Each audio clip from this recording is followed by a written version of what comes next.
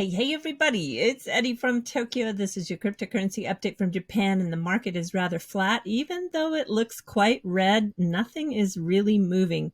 We have a 1 to 3% shift in the top 100 by market cap. Now, first, this video today is very much geared towards 3 participants in crypto.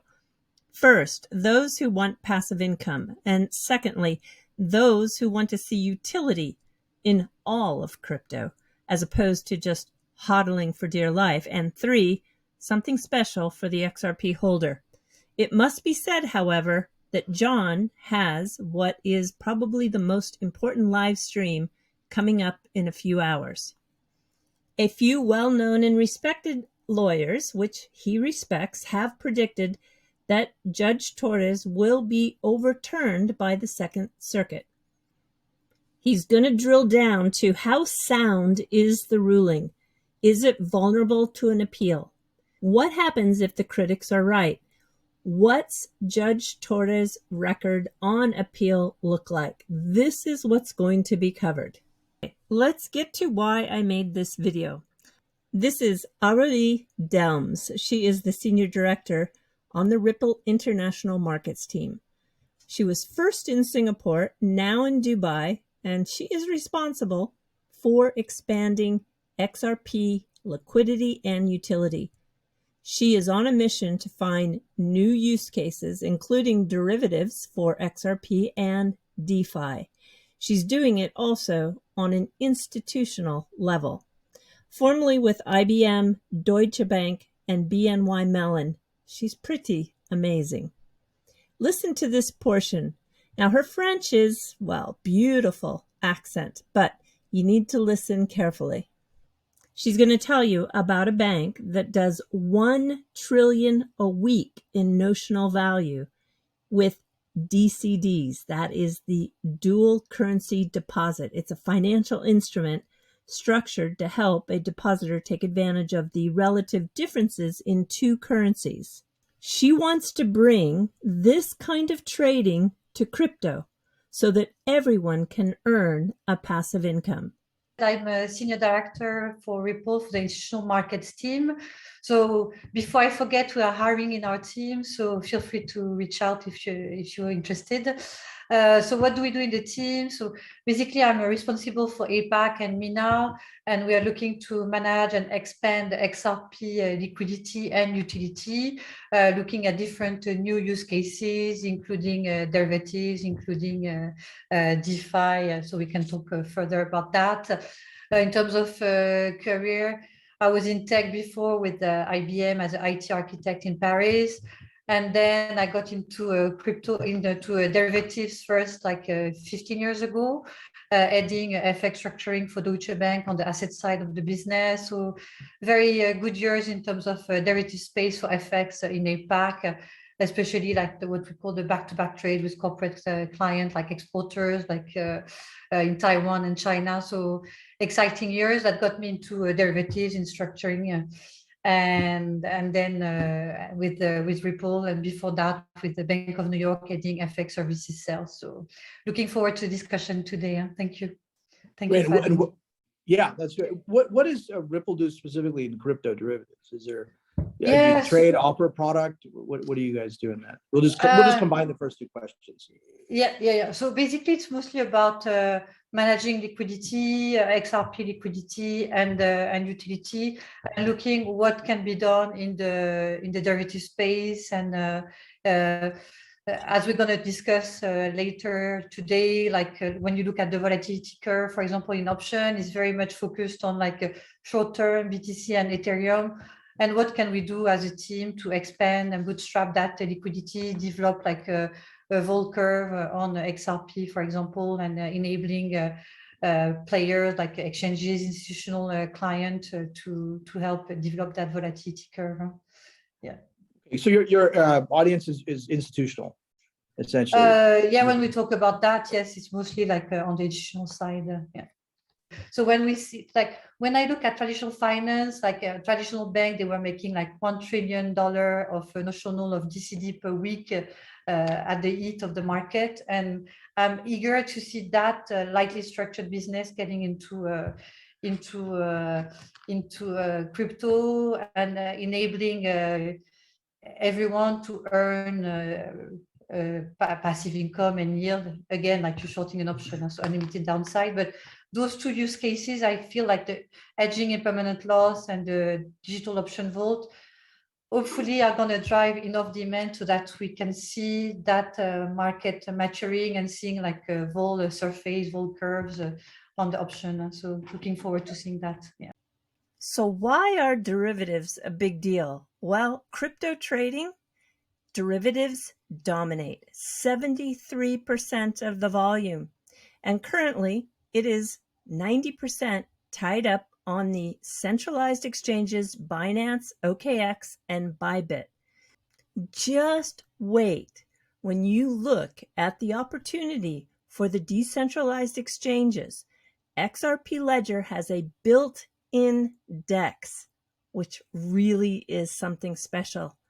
And when Aurélie, the international markets senior director at Ripple, can bring her XRP vision to fruition, that is when you are talking demand. And don't I always tell you that SBI is ahead of the curve? Well, they are getting very creative with XRP. Not only did they start a lottery this week for XRP spot trading and leverage trading, but they have done a cross promotion with XRP on their FX foreign exchange trading site. They have brought a new crypto derivative, a CFD, XRP, JPY, which is the JPY, Japan yen, the XRP and USD. These are contracts for difference, trading with 1 million yen cashback as an incentive to get people interested.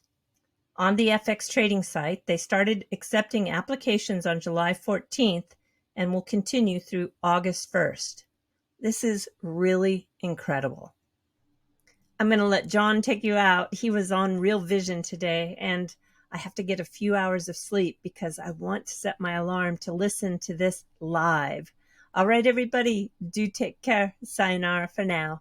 Bye-bye. It's up for a jury to decide whether Brad Garlinghouse and Chris Larson were reckless in aiding and abetting, or whether they're not reckless. That's for the jury to decide. Regarding institutional sales, their individual sales on exchanges has been found in favor of them.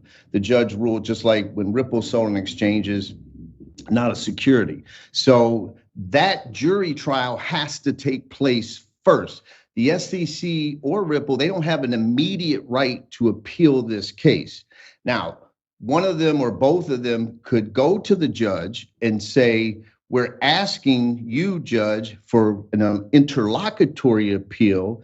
We don't want to do that jury trial. Will you certify that we can go up to the Second Circuit? And then the Second Circuit would have to agree to hear it. So it would require the judge to say, yes, I'll allow it, and B, the Second Circuit to accept it. So unless that happens, which I don't think it will happen, then we have to get that jury verdict first and then an appeal. And that jury verdict isn't going to take place in the next 6 months. So you're talking about a jury trial sometime next year and a decision sometime next year, and then the appellate process.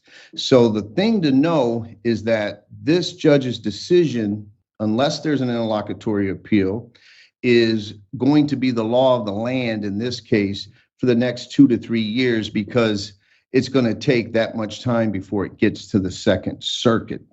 That's extremely interesting, John. Let me just ask you this, just to clarify, because the case against the Ripple executives, the civil case, we should say, against the Ripple executives, is significantly more sort of narrow in scope. It applies to them in relation to the institutional sale. Is there a possibility that SEC can ask for some type of ruling from the judge to deal with this broader question of whether or not these types of tokens are securities? Because it obviously appears, to me at least, from a non-legal perspective, that this is something that they believe very strongly in. Is it possible that we'll see an appeal on the question of whether or not Ripple is a security aside from the institutional sales component?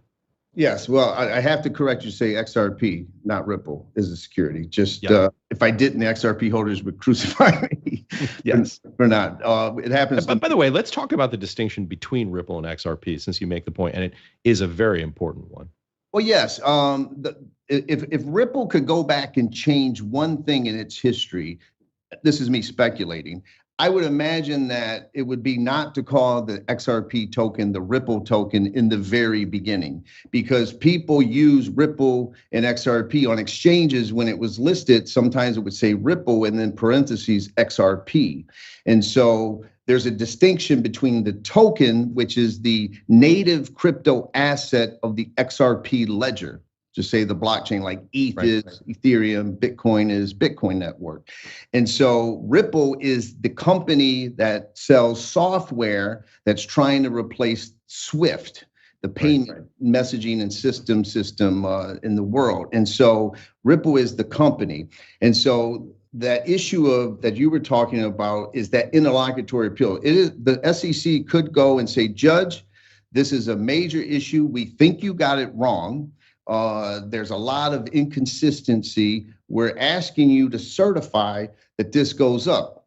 But if I'm Ripple, now here's the thing, Ash, if I represent Ripple or the executives, am I going to object to that or agree, yes, let's go get it up to the Second Circuit and possibly get a worse ruling? Or am I going to say, wait, this has been hanging over our head, these two executives, for 2.5 years. That doesn't count the 30 months that they were under investigation. So really, we're at 5 years that this has been hanging over these two executives. They have their right in court, Judge, before we go up on appeal. All you did was apply the standard test that we all agreed to. The SEC came to you and said, apply the Howey test, and you'll determine that XRP is a security. You did. They don't like the result. We shouldn't have an appeal immediately. That's what I would do. That's what I would do. And so I think that unless Ripple is going to concede and agree with the SEC that it should go up earlier, I don't see it going up earlier.